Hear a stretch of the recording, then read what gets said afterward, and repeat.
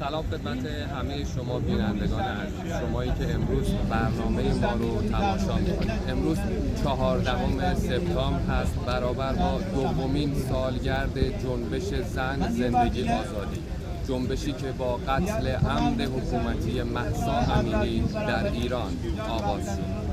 امروز بسیاری از هموطنان ایرانی ما در شهر گوتنبرگ در میدان برونز پارک حضور پیدا کردند تا انعکاس دهنده فریاد مردم ستمدیده ایران باشند.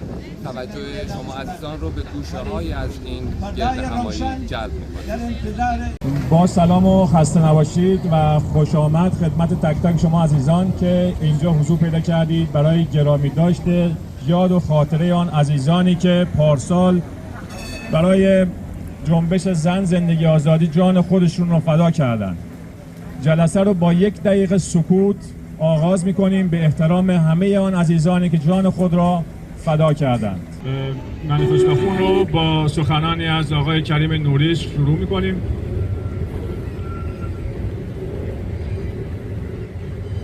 Kamrater och kära vänner.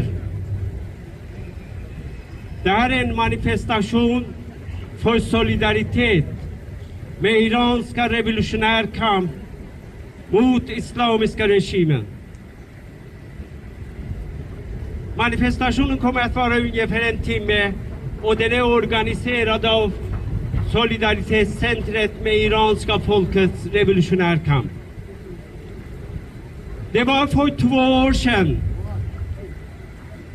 iranska folket reste sig mot islamiska regimen. Progressiva kvinnorörelsen gick i fronten av den rörelsen att säga nej till islamiska regimen.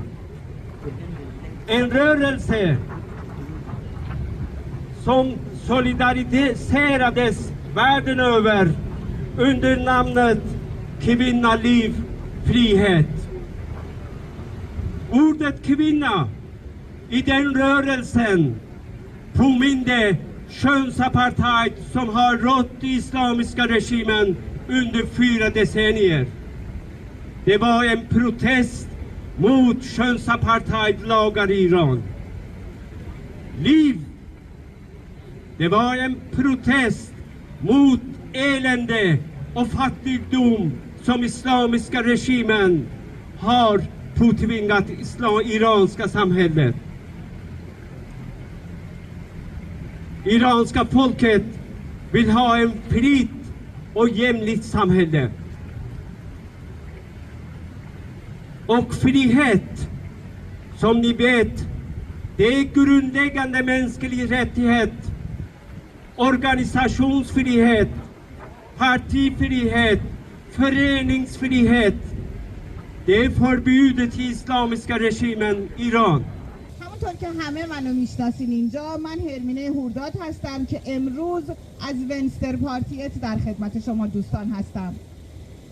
خواهران و برادرانم، امروز اینجا جمع شده ایم برای یک هدف والا، یک رویا که از دردها و رنجها، از ستمها و بی‌عدالتی هایی که در گوشه و کنار جهان و ایران بر زنان، بر مردان و بر انسانها روا می شود زاده شده است.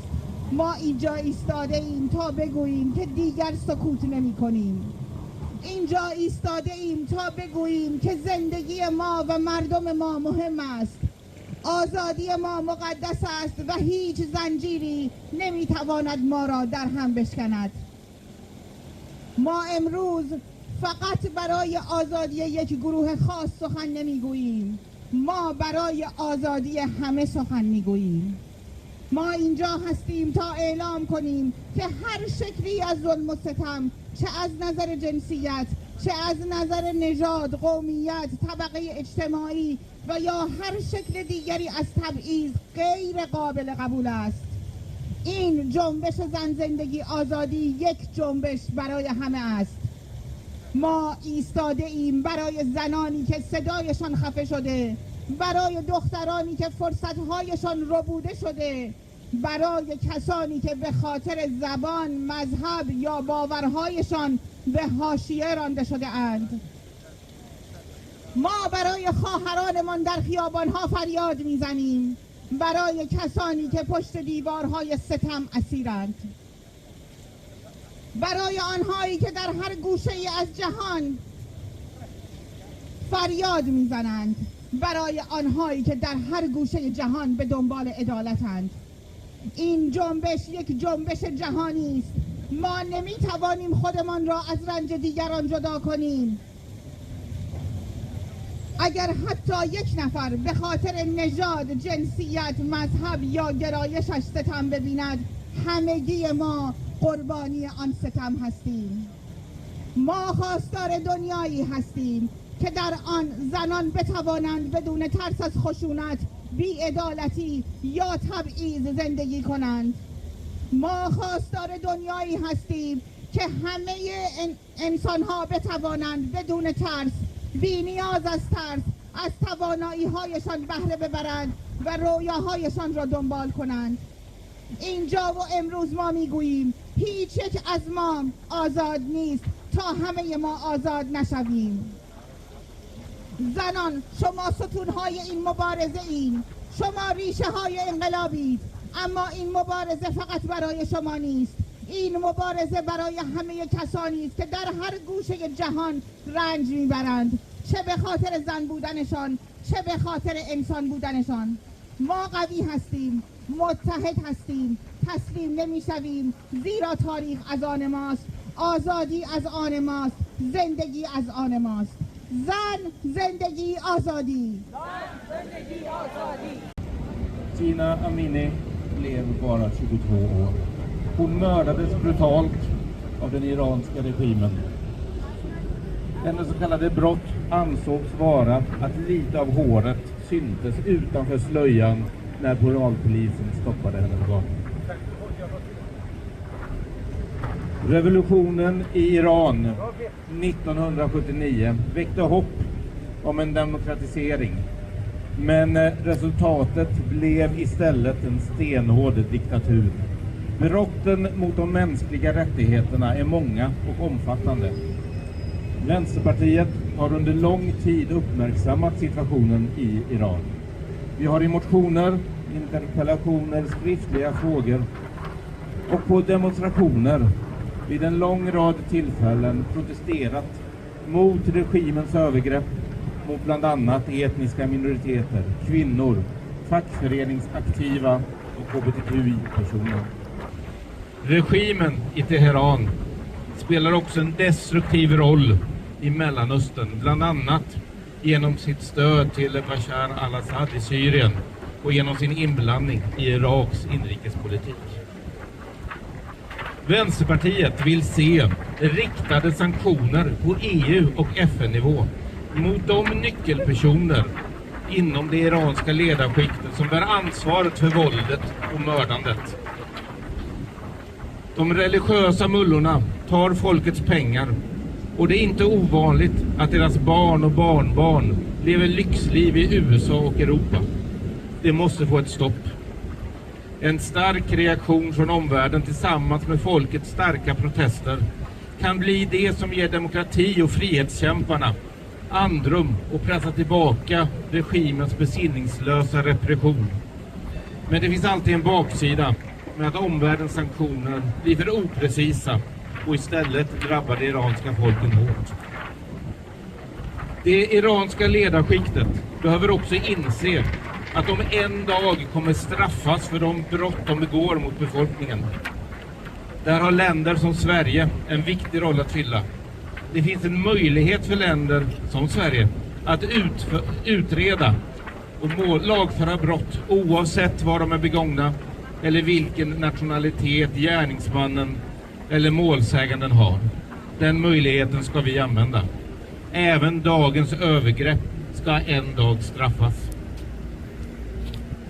Vänsterpartiet är djupt oroat över det våld och dödande som regimen på nytt använder sig av mot det iranska folket.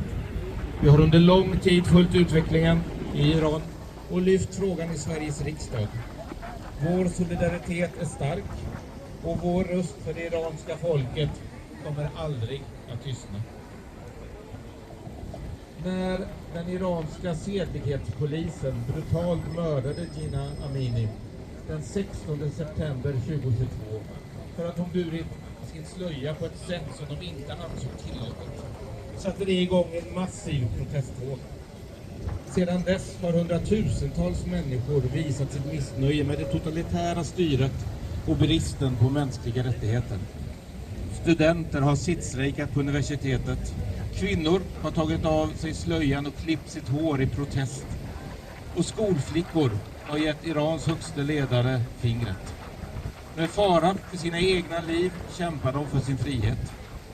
Den iranska regimen svarade med massarresteringar och hänsynslöst våld och dödande. Hundratusentals människor dödades och tiotusentals skadades och greps. Tusentals skolflickor har utsatts för giftattacker i skolan och tvingas uppsöka sjukhus utan att regimen stoppat det. Idag pågår inte längre samma publika massprotester. Det har helt enkelt blivit för farligt. Men protesterna har inte tystnat utan tagit nya former. Det iranska folket har visat sitt missnöje med regimen. Nu måste omvärlden ta ett större ansvar. Sverige kan göra mer för att stötta kampen för ett fritt och demokratiskt Iran. De ansvariga för det brutala våldet mot fredliga demonstranter måste ställas till svars. EU har antagit flera sanktionspaket mot Iran. Det räcker inte.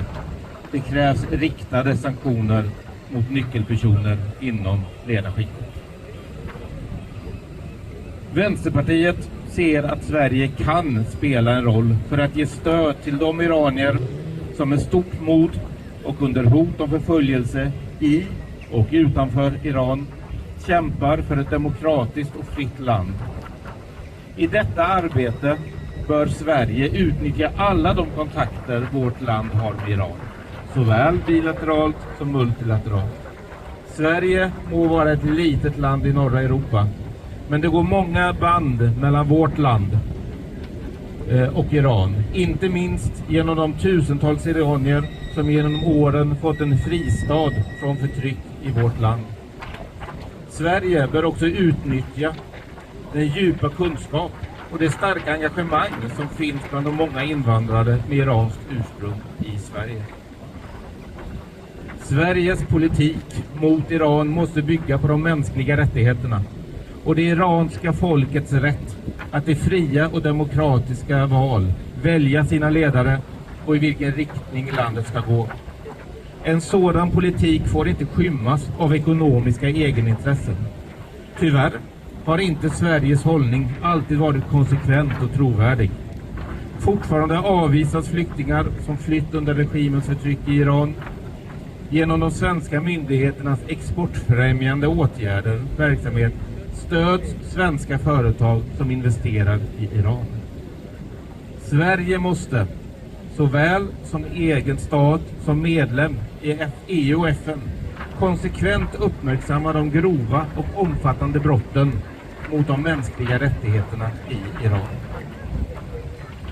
Idag är förtrycket av kvinnorna institutionaliserat och genomsyrar hela samhället, inklusive lagstiftningen. Under den rådande regimen behandlas kvinnor som andra klassens medborgare. Kvinnor har inte samma rättigheter som män vad gäller äktenskap, skilsmässa, vårdnaden av barn eller i arvsrätten. Om kvinnor utsätts för brott och kommer till skada utmäts lägre straff än om brottsoffret är en man. Ett vittnesmål från en kvinna i en domstol är bara värt hälften av vittnesmålet från en man. Trots det omfattande förtrycket av de iranska kvinnorna har under flera år utgjort en mycket viktig och stark del av kampen mot den iranska regimen. Regimen har bemött kvinnornas kamp för sina rättigheter med hård repression. En demokratisering av Iran förutsätter att all kvinnofientlig lagstiftning ska avskaffas. Irans modiga kvinnorörelser förtjänar allt stöd. Sverige ska i alla sina kontakter med Iran, såväl som enskild stat som medlem av EU och FN, uppmärksamma kvinnornas situation i landet.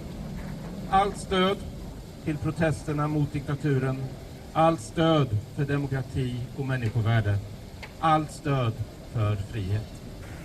زن زندگی آزادی زن زندگی آزادی زن زندگی آزادی زن زندگی آزادی Women life freedom Woman life freedom Women life freedom Woman life freedom Fri alla politiska fångarna i Iran Fri alla politiska fångarna i Iran Fri alla politiska fångarna i Iran Fri alla politiska fångarna i Iran Ned med islamiska regimen i Iran Ned med islamiska terrorregimen i Iran Ned med islamiska regimen i Iran Ned med islamiska terrorregimen i Iran زنده باد زنان قهرمان ایران زنده باد زنان قهرمان ایران باید یه ارزیابی مجدد در چارچوبه مسئله ایران صورت بگیره ملت ایران زنان ایران سیاسی ترین زنان منطقه و جهان شدند آنها توانستند با یک رژیمی که 45 سال حقوق و ماهیت آنها را زیر ضرب برده بود در مقابلش قرار بگیرند و در این عرصه توانستند در سطح جهان یک نقش تاریخی و نقطه عطف در تاریخ مبارزات زنان پیدا کنند. از این زاویه مسئله بسیار اهمیت داره که وظایف ما در مورد این مسئله چه خواهد بود، چون واقعیتش این است که تمام زنان مبارز خارج از کشور هم در این چارچوبه فعالیتشون رو تشدید کردن و به طور کل به صورت وسیع‌تر وارد مبارزه شدن. وظیفه این است که بیشتری زنان دور هم جمع بشند و طبیعتا نقش‌های وسیع‌تری بازی کنند تا این جنبش بتواند به سرانجام خودش که آزادی هست برسد. اون آزادی که نه اون چیزهایی که امروز غرب مطرح میکنه، آزادی که ماهیت انسان‌ها بتواند توانمندی‌های خلق خود و جهان داشته باشه. ما به سوی یک همچین پرونده‌ای خواهیم رفت. آزادی‌هایی که امروزه در غرب و جاهای دیگر موجود هست، آزادی کانت و هگل و بقیه هست. این آزادی ها در واقع با توجه به اینکه توانست در پروسه‌ای از تاریخی بین سنت و مدرنیته نقش بازی کند، ولی کماکان دارای کمبودهایی هست و این کمبودها باید بین بره تا این وضعیت بتواند نقش بهتری در راه چارچوبه زنان برای پیشرفت آنها در تمام عرصه ها. چون واقعیتش اینه که از نظر تاریخی نگاه بکنین، ماهیت انسان چیست؟ ماهیت انسان اگر آزاد باشه، اگر آزادی نامحدود داشته باشه، اگر آزادی بی قید و شرط داشته باشه، میتواند آنچنان آفرینندگی داشته باشد که جهان خود را خلق کند. و بر این مبنا هستش که به قول معروف زنان ایران در مرحله قرار گرفتن که پیش زمینه های این نظر را دارای برجسته کنن برای تمام زنان دنیا. بخش بزرگی از فیلسوفای جهان هم پشت این قضیه در دفاع از زنان ایران قرار گرفتن و شرایط جدیدی رو در رابطه با تحول آزادی بیان کردن و ما ایم که باید در این چارچوبه هرچه بیشتر این مسئله رو مورد توجه قرار بدیم. زنان را چرا به خاطر این میگم؟ به این دلیل که در واقع هم الان بخش بزرگی از این زنانی که در مبارزه بودن، خانواده هاشون رو نگاه کنین، فرزندان اینها دیگر یا ضد دینن یا بی دین شدن. وظیفه نیروهای سیاسی است که به داده این نیروها برسه. به همین دلیل هرچه بیشتر تقویت بکنیم یک همچین نیروها رو در درون جامعه ایران، شرایط آینده رو برای رسیدن به آزادی بیشتر فراهم میکنیم و امکان رسیدن به واقعیت ها رو رقم میزنیم. امروز ما اینجا جمع شدیم که یاد و خاطره صدها انسان عزیز رو که همتون عکساشون اینجا میبینین گرامی بداریم. یاد ژینای عزیز، ژینای امینی رو گرامی بداریم که جنبش زن زندگی آزادی متاسفانه با مرگ ایشون شروع شد. خودتون میدونین که ژینا در شهر تهران مهمان بود و در شهر تهران به وسیله نیروهای سرکوبگر جمهوری اسلامی دستگیر میشه به خاطر اینکه حجابش به فکر اونا، به ذهن اونا رعایت نشده. ولی ژینا در جامعه پرورش یافته بود که این حد اکثر حجابی بود که در منطقه و زادگاه خودش بر سرش داشت و خیلی هم وقتی دستگیرش کردن تعجب میکرد که اینا چرا من رو دستگیر میکنن. متاسفانه ژینا جان باخت. جنازه ژینا را به زادگاهش برگردوندن، زادگاهی که سابقه بیش از 4 دهه مبارزه و مقاومت و پشت سر خودش داره. دارای یه جنبش انقلابیه که هنوز زنده است، دارای احزاب سیاسیه که تو جامعه خودشون نفوذ اجتماعی دارن. در تشییع جنازه ژینای عزیز جنبشی جریقه خورد که به جنبش زن زندگی آزادی مشهور شد. این مسئله به خاطر پیوند جان باختن ژینا امینی به یه جنبش زنده انقلابی بود. این جنبش زنده و انقلابی این جان باختن را گرامی داشت و به سطح ایران معرفی کرد. بار دیگر پژوا که جان باختن مهسا امینی خیلی سریع به سر تا سر ایران کشیده شد و جوانان انقلابی که جوانان پرشوری که عکس مظلومانه و معصوم ژینا امینی رو میدیدند همه زندگی و آینده خودشونو در زندگی و آینده ژینا میدیدند و این بود که همه به پا خواستن تا این جنبش رو برافراشته دارن. این جنبش در مدتی که در خیابان بود صحنه‌هایی را از خود نشون داد که شاید هیچگاه در انقلاب‌های گذشته، در جنبش‌هایی که در ایران وجود داشته فرق داشت. فرقش این بود که اولا شعار زن زندگی آزادی یه شعار پرمعنایی بود که همه خواستهای توده‌های مردم رو، جوانان پرشور رو در خودش معنا می‌کرد و خیلی زود این شعار در سطح جهانی مشهور شد. نه تنها در خود ایران، در همه کشورهای جهان میتوان گفت که این شعار با همون لهجه کردیش بیان میشد، با همون لهجه، با همون زبان فارسیش تکرار میشد. اجتماعی بون این جنبش در این بود که در تمام کشورهای اروپایی و آمریکا برای همبستگی با مردم ایران، به افتخار زنان پرشوری که حجابشون رو به دور انداخته بودند و به احترام ژینا امینی که به خاطر بیرون بودن موهایش جانش را از دست داد، در پارلمان ها، در مراجع عمومی زنان پارلمانتاریست موهای خودشون رو بریدن به این سنت برای اعتراض به حکمی که رژیم جمهوری اسلامی داده بود. هیچگاه جنبش های اجتماعی، انقلاب اجتماعی در ایران این حد اجتماعی در سطح جهان نشده بود و هیچ وقت اینقدر توجه جهانیان را به خودش جلب نکرده بود.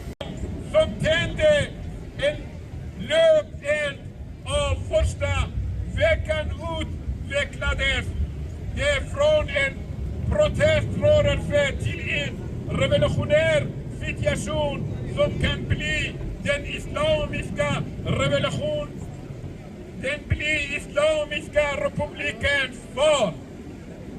På en dag spreddes protesterna över hela Kurdistan och Iran.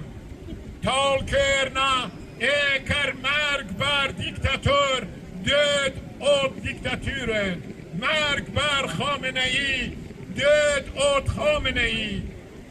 Statens väpnade grenar, polis och militär har slagit tillbaka i flera kurdiska städer. När polisen mördade fredliga demonstranter har inte repression tystar rörelsen utan led till att människor beväpnat sig. Vad som utspelar sig är en massrevolt, den mest omfattande revolutionära rörelser sedan 1979. Bakgrunden till protesterna omfattning är mer än mordet på Gina.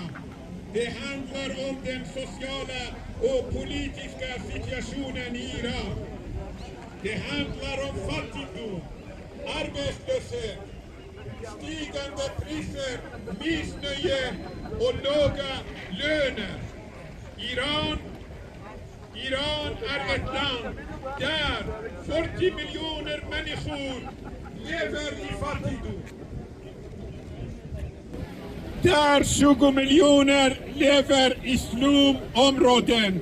Där människor saknar sjukvård och grundläggande social service.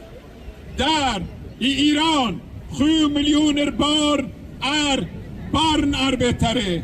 Det är kapitalismen inneboende motsättningar som är grunden till krisen i Iran och som arbetarklassen nu reser sig emot.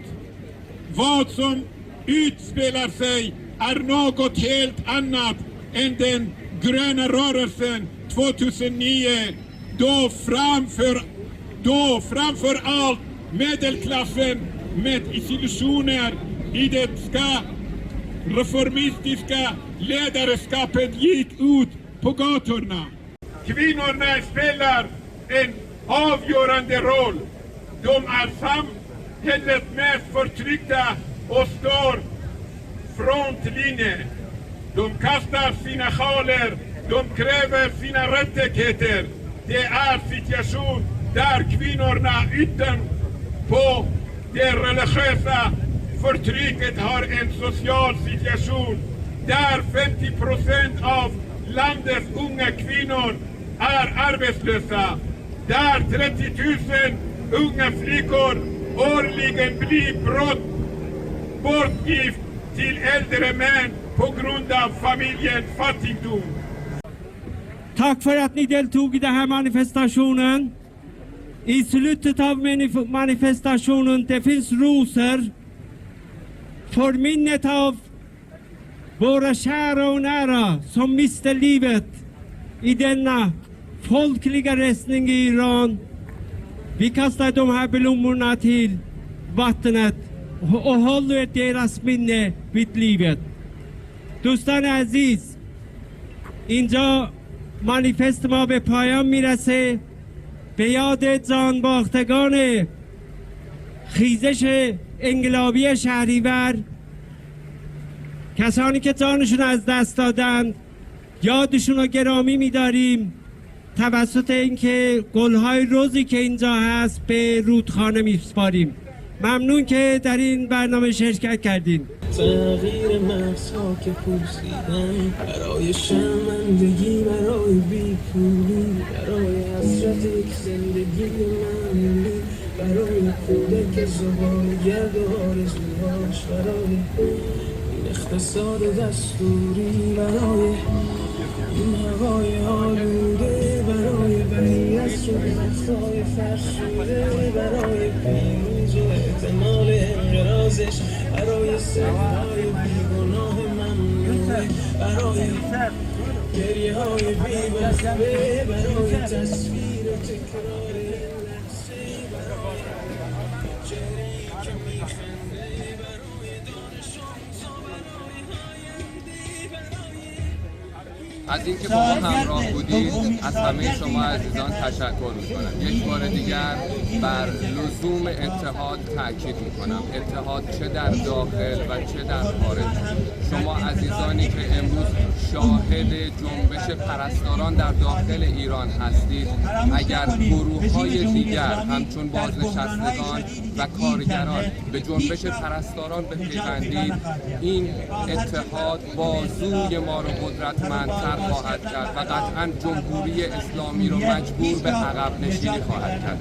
ما نیز به عنوان اپوزیسیون و مخالفان رژیم جمهوری اسلامی ایران در خارج از کشور با اتحادمون در کنار همدیگه، با وارد شدن از رنگ‌ها، از تفکرات و باورها و ایدئولوژی‌ها می توانیم انعکاس دهنده فریاد مردم ایران باشیم و صدای قدرتمندتری داشته باشیم.